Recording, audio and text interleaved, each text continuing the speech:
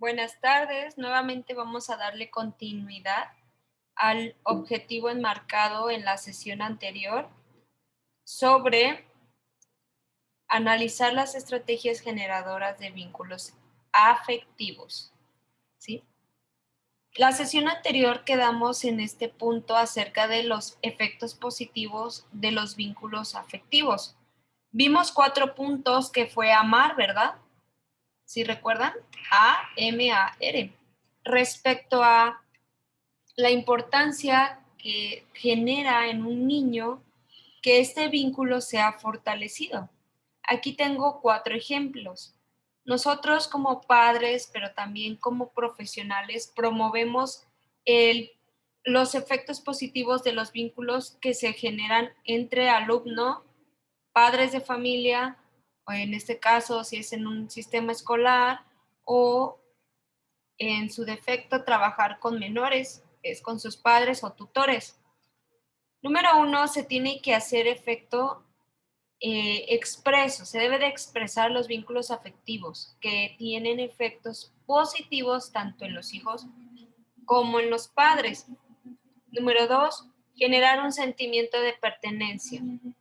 Además de favorecer la formación del sentimiento de pertenencia, hay una vinculación con la familia para que ésta promueva la superación en situaciones complicadas, ¿sí? Está cuando los niños cometen, pues, a lo mejor una falla o un pequeño error, nosotros como padres tendemos a regañarlos, ¿cierto? Pero si hay un vínculo fortalecido en la confianza, en el apoyo, que independientemente de lo que cometan nuestros hijos, saben que tienen la confianza de decirnos, de expresarnos el sentimiento y, y por lo tanto, la seguridad de que nosotros como padres o los padres apoyarán al hijo o buscarán la solución ante ciertos problemas. El número 3 es el conocimiento mutuo y el tiempo compartidos. Los vínculos afectivos no son creados de la noche a la mañana, ni son creados mientras la mamá está en el trabajo. Por lo tanto, se debe de compartir tiempo específico para fortalecer este vínculo afectivo. Cuando estás con tus hijos, por ejemplo, hay una fortaleza en la convivencia, en el apoyo mutuo, en el acompañamiento, se fortalece la confianza, la seguridad en ciertos momentos que se están atravesando complicados o momentos difíciles, cuando hacen frente a la presión de otras personas, cuando se enfrentan a influencias que les crean confusiones que no saben controlar los niños o los menores. Por lo tanto, se ven expuestos a riesgos y dificultades. El tiempo otorgado a nuestros hijos o a los padres, a sus hijos, genera que si el niño tiene una duda, le va a preguntar. Y la manera en que usted concibe la realidad es la forma en que el niño la va a ver. ¿Por qué? Porque será usted el fuente o el puente de conocimiento, ¿sí? Conocimiento expreso. Quiere decir que lo que tú sabes, lo que tú le expliques al niño o al menor e incluso al adolescente, es como él va a concebir la idea sobre un hecho. ¿Qué está pasando aquí ahorita con las corrientes o ideologías de la sexualidad? ¿No? Que está que un niño puede decidir su sexo. Entonces, esos son temas controversiales. No hay una identidad definida en el menor. Ahora imagínense en el padre de familia, pues va a generar más confusión en el desarrollo tanto de su sexo, pero también sobre la sociedad, ¿sí? Entonces, este, el punto número 4 es el compromiso y el cuidado del otro. El padre de familia no solamente está atento a las situaciones que le pasan a ellos como padres, que el pago de la tenencia, los gastos del hogar, etcétera, sino también tiene que estar, aumentar la capacidad de influir en sus hijos, de ejercer autoridad durante un largo tiempo, así también la influencia positiva. Trabajar para mejorar la comunicación, la comprensión de los mensajes y refuerza la confianza entre los padres. Son 4 puntos específicos.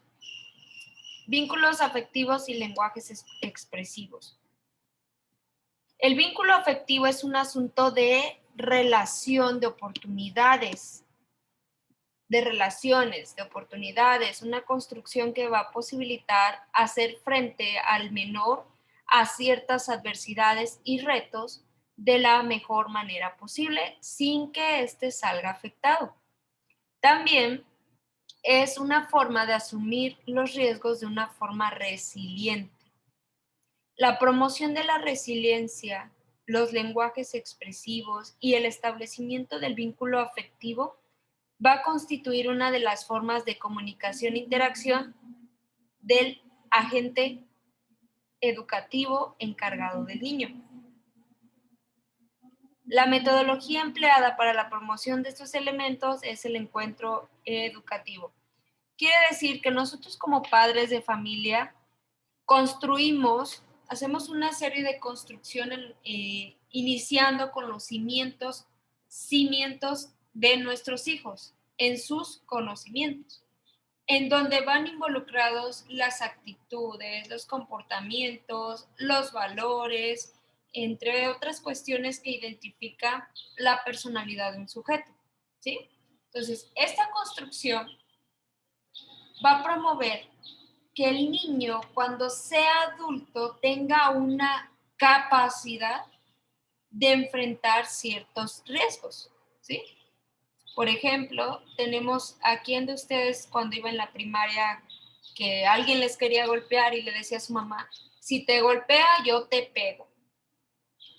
O, en su defecto,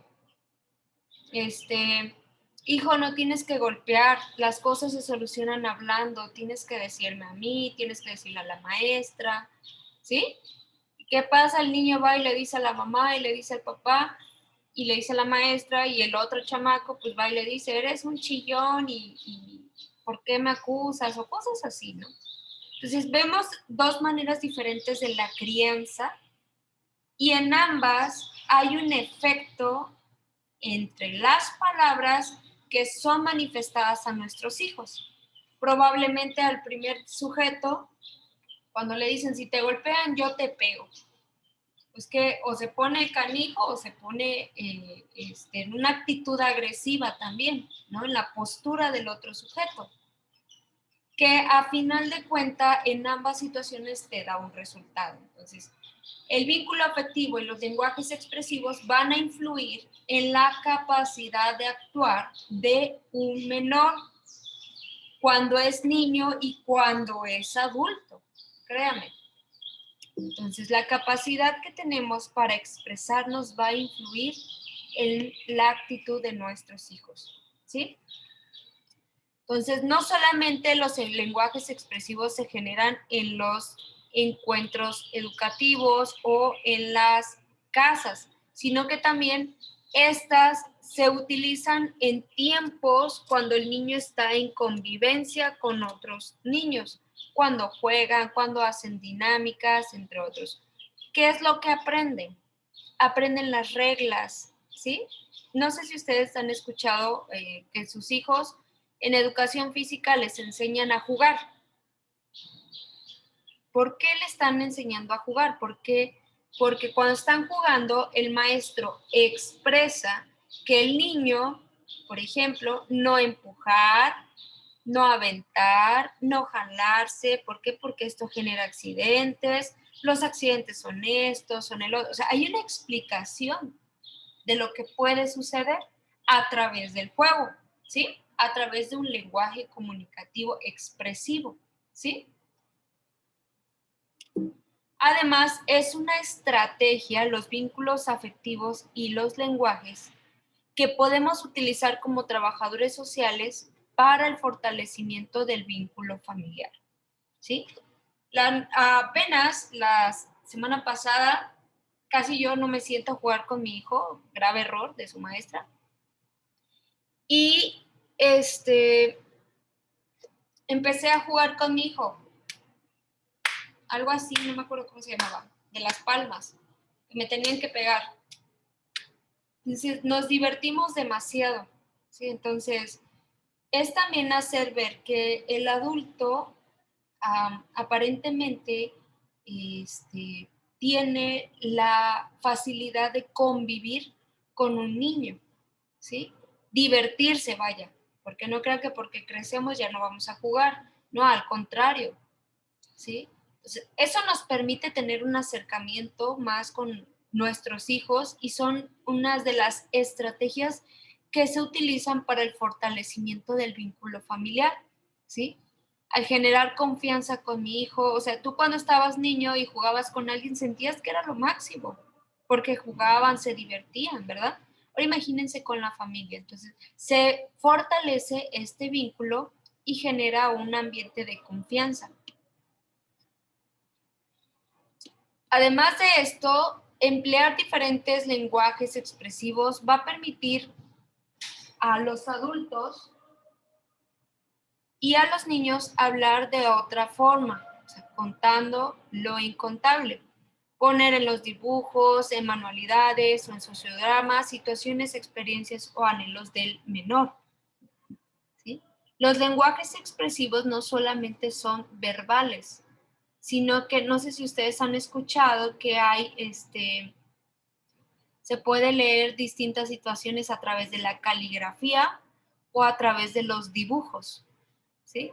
Entonces debemos de especializarnos al respecto. También no es de que ya terminé trabajo social y una vez leí que ahí puedo leer, no, hay que conocer qué es lo que quiere decir, conocer la situación de la familia, etcétera, ¿sí? Vamos a iniciar con otro tema, que es la importancia de la autoridad.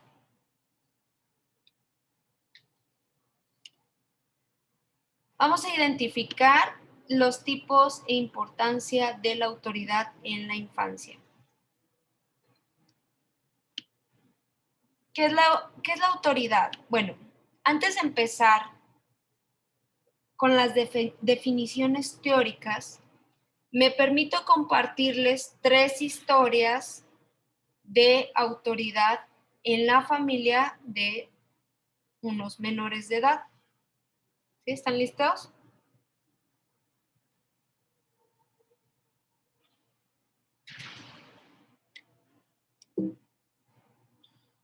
Pues bueno, la autoridad es la facultad o derecho de mandar o gobernar a personas que están subordinadas. Bueno, este es el primer sujeto. Su madre era una mujer de carácter débil, totalmente sometida a la autoridad de su marido. Este chico nadie le hacía caso, ni hacía caso a nadie. Tenía pocos amigos, sus profesores se quejaban que era descuidado. Tras la muerte de sus padres llevó una vida caótica. No era capaz de conservar un trabajo fijo ni relaciones con otras personas. Su infancia transcurrió en medio del autoritarismo y la dureza de su padre, quien era un hombre muy violento que limitaba su rol a frecuentes golpizas. No hay un lenguaje expresivo, no hay vínculo afectivo. Tras la muerte de sus padres llevó una vida caótica, no era capaz de conservar los trabajos ni de relacionarse con otras personas. Inspiró temor, irradió autoridad y despertó cierta devoción en otras personas.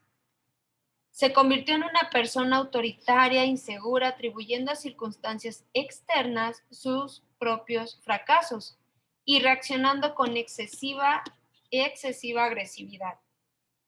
Su necesidad de autoafirmación se descargaba en forma violenta mediante la fórmula: si ustedes no me aceptan, los obligaré a hacerlo. Su fuente de poder reside principalmente en la dominación, pero también es fundamental el sistema de recompensas y castigos que repartió arbitrariamente y que utilizó como fuente de medio. ¿Alguien sabe de quién estoy hablando?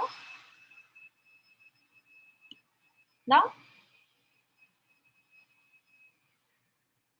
Miren su postura del infante. Es el sujeto. ¿Ya lo vieron? Así.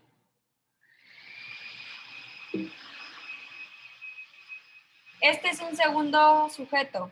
Permítanme tantito. Este segundo niño es una situación diferente.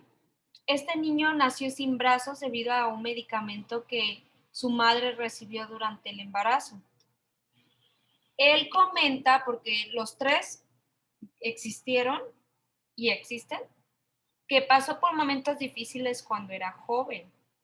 Decía su madre que sus compañeros del colegio se burlaban de él, pero su madre siempre enfática en que continuara estudiando y que sus compañeros se burlarían de todo y de todos. O sea, que hiciera caso omiso, que de todos modos ellos se iban a seguir burlando de quien fuera, ¿sí? Él comenta que en realidad no tuvo que sufrir en su infancia, ya que sus padres no hicieron de él o de su déficit un trauma. Dice que cuando era niño veía a su padre tocar la guitarra y sentía un gran deseo de tocarla también. Bueno, él nació sin manos, ¿verdad? Sin brazos. Un día su papá puso la guitarra en el suelo y dijo: anda, a lavar los pies. Se los lavó y se sentó a tocar la guitarra por primera vez. Sus padres nunca dejaron que su condición física le desanimara.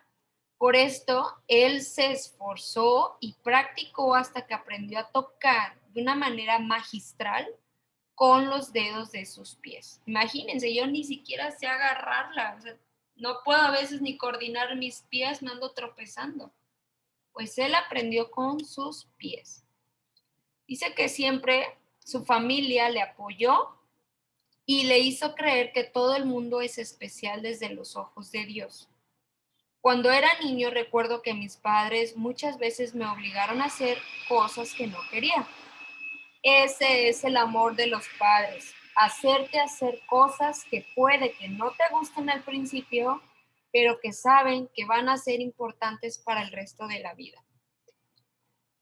Fue el primero, ¿eh? El segundo sujeto. Esta es la tercera sujeto. Nació el 2 de diciembre, es la hija mediana de una familia de clase media cuyo madre lo dejó todo por apoyar la carrera de su hija. Con el apoyo incondicional de sus padres, estudió gimnasia, teniendo alguno de sus padres que conducir fuera de Kentwood 1 hora o a veces más. Junto a su madre y a su hermana más pequeña se fueron a la Gran Manzana, o sea, en Estados Unidos creo es Hollywood. Cuando tuvo 11 años pensó que ya tenía edad suficiente y se volvió a presentar al casting del Disney Channel, del cual fue elegida junto a un tropel de niños y niñas que más tarde triunfarían, teniendo su familia que mudarse a Orlando. A los 15 años se fue a Nueva York a vivir con una amiga de la familia. A esa edad saca su primer álbum. De ahí en adelante saca cada año un álbum por 4 años consecutivos. Decide vivir sola y manejar su vida de manera independiente a los 15 años, ya que sus padres no están a su cuidado directo. Se casó con un amigo de él en Las Vegas por una noche. Bueno, vimos 3 ejemplos, ¿verdad? 3 niños diferentes, 3 contextos, 3 familias diferentes. ¿Cuáles son las características de cada una de las tendencias en la administración de la autoridad? Cada una de estas familias tuvo una característica diferente de cómo se administraba la autoridad en familia. Si bien observamos que la familia era nuclear, ¿sí? Por lo tanto, identificamos que las características de quien depende la familia o la autoridad es del padre y de la madre, ¿sí? En el primer caso, hubo una autoridad o autoritarismo por parte del padre. En el segundo caso, vimos que hubo autoridad por ambos padres. En el tercer caso, vimos que hubo una falta de autoridad por el padre. ¿Por qué? Porque la madre fue quien tomó decisión de llevarse a la hija.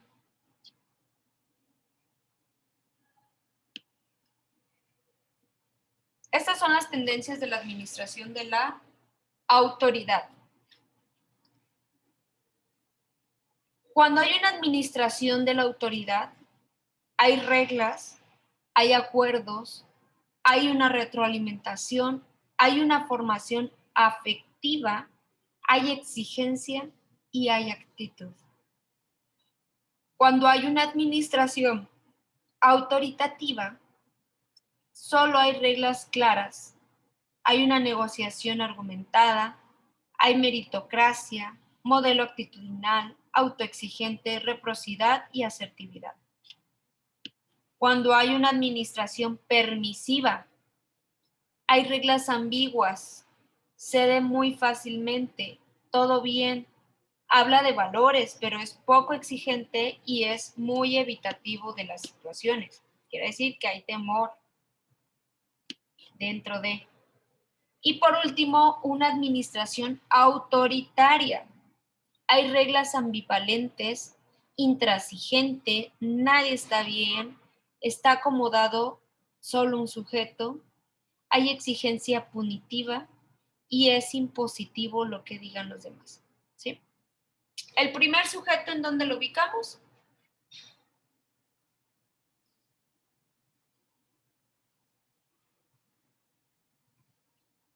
¿Con qué administración?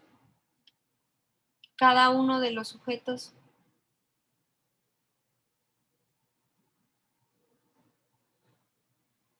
Es pregunta.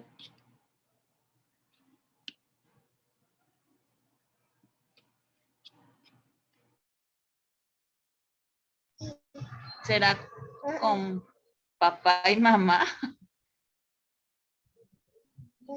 Sí, pero en el primer caso, ¿cómo se administró la autoridad? De manera que había autoridad, autoritativa, permisiva o autoritaria. Ya. El primer caso fue autoritativo, maestra, ¿no? Porque era autoexigente el papá con el niño, le exigía de más. A ver. Elena dice que autoritativa. Autoritaria, maestra. Nati dice autoritaria. ¿Por qué? Porque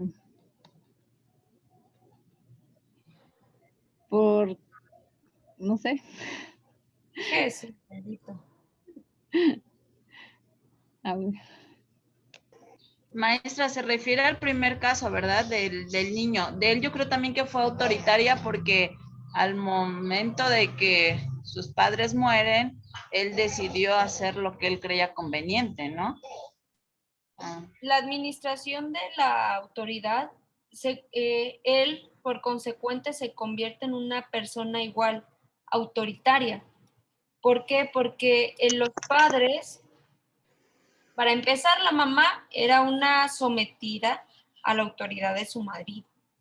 Y la autoridad de su marido era la siguiente: autoritarismo, dureza del padre, violento. ¿Sí? Su rol era limitado ¿qué? A las golpizas. No había argumentos, no había acuerdos. ¿Sí? Entonces, es autoritaria. El segundo caso ¿En dónde lo encontramos?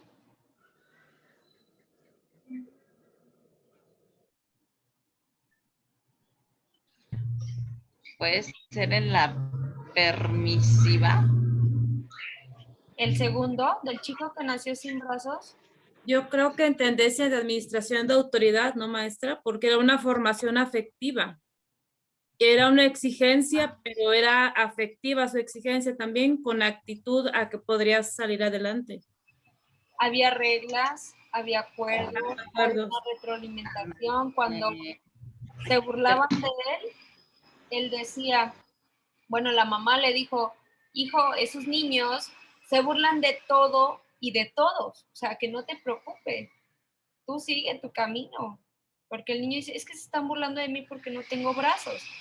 Y la mamá, una actitud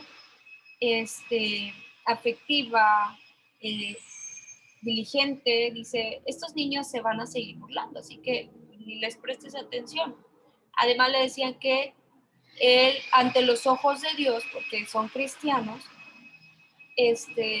todos somos especiales, ¿sí?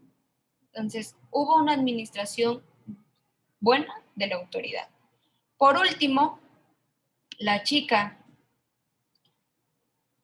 permisiva, una autoridad permisiva, una administración permisiva, reglas ambiguas, el padre, la madre cede fácilmente, cree que todo está bien, se habla de valores, pero hay poca exigencia, ¿sí? Pues bueno, ¿qué pasó con la vida de estas tres personas? Agárrense.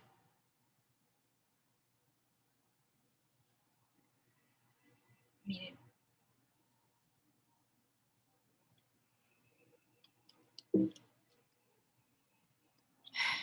El primero fue Adolfo Hitler, el primer niño, con una administración autoritaria, ¿sí?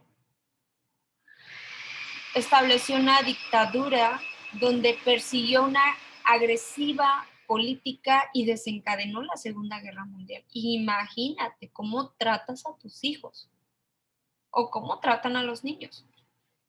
Es el responsable de la muerte y maltrato psicológico y físico de millones de personas. Fue derrotado y traicionado, por lo tanto, se dispara un tiro en la cabeza, supuestamente.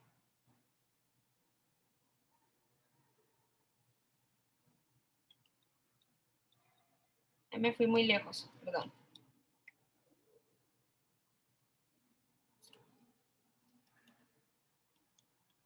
El segundo niño es Tony Meléndez. ¿Alguien lo conoce? Tony Meléndez fue seleccionado para cantarle al Papa y a los jóvenes. Dicta charlas sobre el peligro de las drogas, de la autoestima, de la importancia del apoyo familiar. Desde ese momento, él no ha descansado y ha viajado a través de Estados Unidos, más de 30 países alrededor del mundo, compartiendo su música y su testimonio de vida y de fe. Actualmente reside en Branson, Missouri, con su esposa y 2 hijos y tiene una banda. ¿Qué tal, eh? Traemos 2 casos. Tercer caso. A querida Britney. Fíjense que hasta el día de hoy ella no tiene, ante la ley de Estados Unidos, ella no tiene autoridad sobre su vida. Está bajo la tutela de su padre. No sé si ahorita están viendo que hay manifestaciones sociales de distintos fanáticos que piden la libertad de Britney. ¿Cuál es la libertad? Bueno, que ella pueda dirigir su vida por sí misma. Tiene problemas en el 2007 de abuso excesivo del alcohol, no controla su ira, hace lo que quiere cuando las cosas se salen de control, culpa a otros de su conducta, no mantiene relaciones estables y no es capaz de asumir las consecuencias de sus actos.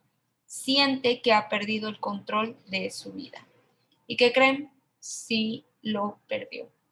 Perdió el control de su vida, perdió el control de su dinero, perdió el control incluso de su maternidad. ¿sí? No sé si ustedes vieron las noticias que a ella le tuvieron que poner un dispositivo intrauterino sin su consentimiento para que no la embarazara su novio. ¿Por qué? Porque ella pues tiene millones de dólares. Entonces, el no saber manejar el dinero y tener un hijo con otra persona es darle la responsabilidad a otra persona sobre esa situación. Entonces, son muchos problemas que genera la mala administración de la autoridad. Y son 3 ejemplos vivos del resultado de la administración de la autoridad. Entonces, cuando nosotros estamos trabajando con menores, como trabajadoras sociales, primero tenemos que identificar, lógicamente, cuál es el problema, ¿verdad? Pero también específicamente la autoridad que es regida en el hogar, ya sea por el padre, la madre, el tutor o ambos. ¿Con quién vive el menor? ¿Sí? Permisivo, hay reglas claras, hay reglas definidas, hay actitudes, dígame. Incluso podemos hacer una introspección de cómo estamos nosotros con nuestros hijos. Híjole, reprobadísima yo. ¿Sí? Que somos un poquito consentidoras. Te dice, ándale, mami, te pone su carita de gato, así, mami, y ahí cedes bien rápido. Eso te va a dar un resultado, y me lo digo a mí misma. Nos va a dar un resultado después. No esperemos que nos dé un Hitler, no, ni Dios lo mande, mucho menos Britney. Creamos niños como Tony Meléndez, ¿no? O trabajemos estrategias que promuevan un desarrollo integral, completo con nuestros niños. Pero ¿desde dónde? Pues desde los padres. ¿Sí? Para lograr la educación y protección de los hijos e hijas, hace falta tener autoridad sobre ellos. Las personas necesitan unos límites para la construcción de su desarrollo físico, psicológico y social. Para establecer pautas de protección física en el crecimiento, hacemos la promoción de la importancia de la higiene física, ¿sí? Protección cuando hacen un juego, cuando están acá, allá. La alimentación, el ejercicio, la hidratación, las vitaminas, ¿sí? Ir al médico, a revisión, ¿sí? Por ejemplo, ¿saben ustedes que las mujeres a partir de su primera regla, menstruación, debemos de ir al ginecólogo? Y no precisamente cuando inicia su vida sexual. No, son tabúes que debemos de romper. ¿Por qué? Porque tiene derecho a la salud, a saber cómo está su desarrollo físico, ¿sí? Aquí en el hospital tenemos niñas de 13 años en ginecología. Dios mío, ¿qué pasa con 13 años? No, pues resulta que hubo un sangrado y tenía un quiste. Entonces, por eso es importante ir al médico, ¿sí? A partir de la primera regla.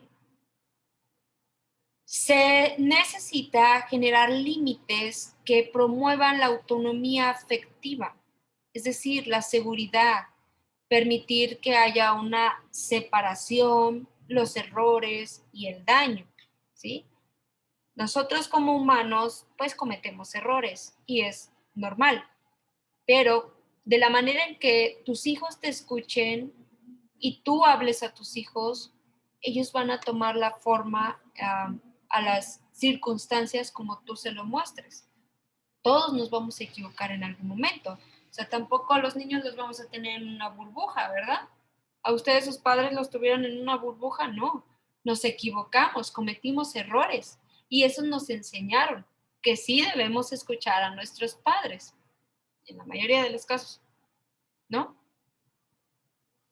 Límites para su integración social. Debemos promover el respeto a los derechos humanos, a las reglas de convivencia, a la resolución no violenta de los conflictos, que fue el primer ejemplo que les di al iniciar la sesión, ¿no? Sobre cuando un niño llega a casa y le cuenta a su mamá que lo quieren golpear. y la respuesta de dos madres diferentes. Si te dejas, te pego, ¿no? O si te pegan, te ganan, te pego. Y la otra que dice que qué bueno que le dice y que también es importante platicarlo con la maestra y con los padres de familia del otro niño. Dos resultados diferentes vamos a tener con cada uno de esos niños, ¿sí? Pero también la mamá, a veces como mamá nos exalta, es que ese chamaco seguro a mi hijo. No me ha pasado, pero espero que no me pase. Bueno. Hasta aquí vamos a dejarle, este ya es otro tema, bienestar de la infancia y los factores de riesgo. Un niño se encuentra en riesgo si pertenece a un entorno que presenta factores de riesgo, ¿sí? Entonces, la tarea, les voy a pedir por favor me apoyen a escribirlo en el grupo de WhatsApp. Van a investigar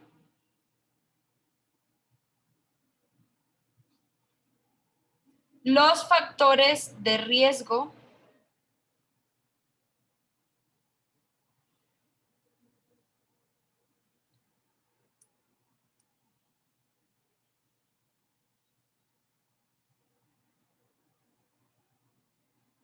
que afectan el entorno de un menor, ¿sí?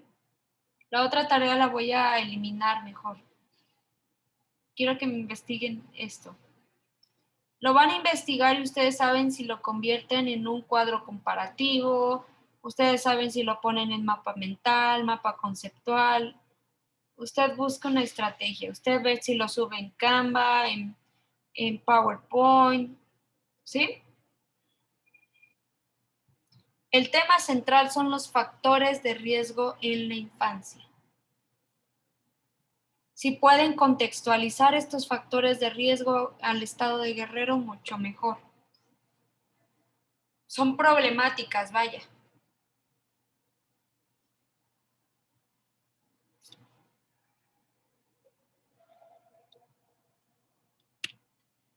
¿Por qué? Porque la próxima semana vamos a hablar de los indicadores que ustedes conocen. ¿Cuáles son los indicadores? Bueno, son los factores de riesgo, ¿sí?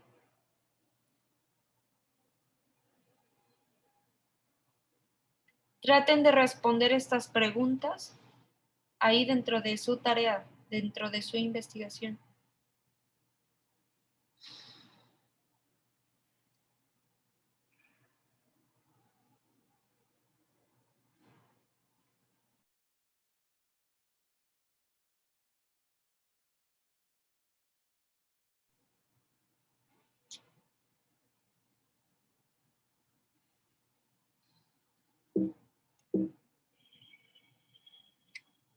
¿De acuerdo?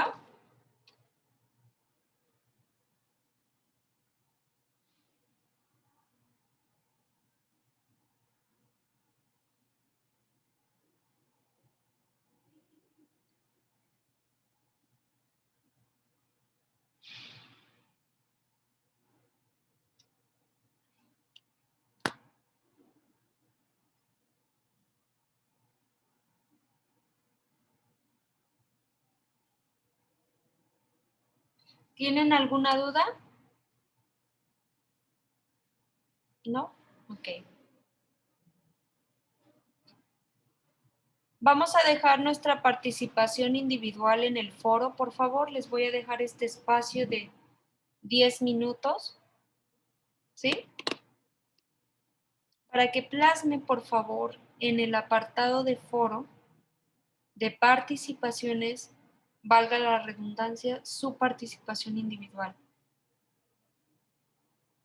¿Qué impacto tuvo estos 3 ejemplos? ¿Por qué es importante la autoridad? ¿Cuáles son los tipos de autoridad? Tú defines tu participación. ¿Sale? ¿Tiene alguna duda, Ángela? ¿No? Ok. Daisy. Antonio. No, maestra, quedó claro. Muy bien. Entonces nos despedimos. Siempre es un gusto servirles. Espero que tengan una excelente tarde. Hasta luego.